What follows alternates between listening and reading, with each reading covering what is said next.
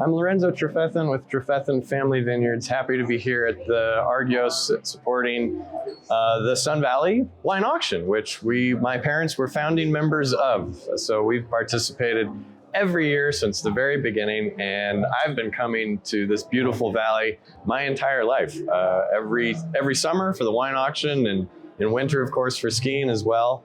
We have a home here, and this is really our special place where we gather as a family and just, we're not working, we're just having fun.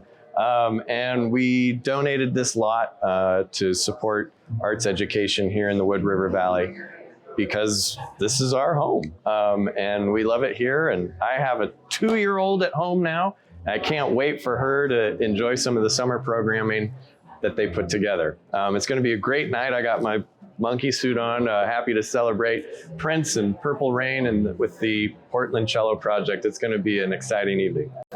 We have a really incredible history in the Napa Valley that goes back even before my family. Our winery was built in 1886, shortly after the gold rush during Napa's first boom. And it's an amazing building. When you come to Napa, there really is no other place like it. And that continued right up, through Prohibition. But quickly the winery succumbed to the combination of Prohibition and a little microorganism in the soil called phylloxera, so that by the time that my grandfather came to the Napa Valley in 1968, there was very little there. Most of the wineries had shut down. You could literally count them on both hands. Grapevines were not the major crop in the valley. Most of the valley was planted to something other than grapes. And when he started ripping out walnut trees, which were the money crop, in order to plant grapevines, everyone thought he was absolutely out of his mind. Then fast forward a few years, my parents took over the running of the vineyard. They started making wine and started the Trefethen brand. And in 1979, the French put together the largest wine tasting the world had ever seen, Les Vins Olympiques, the Wine Olympics. And much to our surprise, because they had not informed us that they were putting together a competition, no one came to Napa seeking any entries.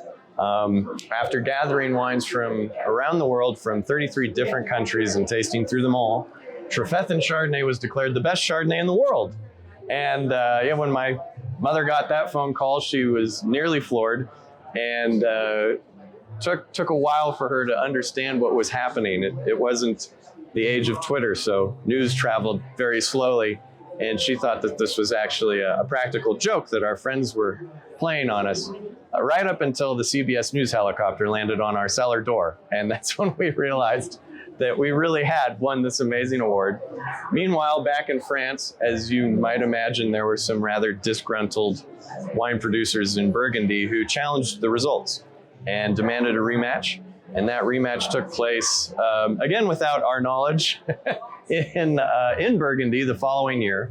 And they retasted all the top finishing Chardonnays, included a few others. The Drouin family were really leading the request for the rematch. And they did very well. Their Chevalier Montrachet finished second, and Trefethen won again. So 2 years in a row, our Chardonnay was declared the best Chardonnay in the world. And that's what really got us going, also helped put Napa Valley on the map. Suddenly, my family wasn't quite so crazy anymore. And we've been steadily, really committed to the things that have always defined who we are and the wines that we make. We only make wine from the grapes that we grow. We're 100% estate grown. And we take those grapes and we really bring out the vineyard in them. We don't want you to taste our winemaking. We want you to taste the place that they come from. And just this last year, our Cabernet pulled off a similar feat to our Chardonnay in the early 70s. When it, at the largest wine tasting in the world, which is now in London, at the Decanter World Wine Awards, it repeated its success from the year before. In 2020, our Cabernet Sauvignon won Best in Show, beating out over 16,500 other wines to win that honor.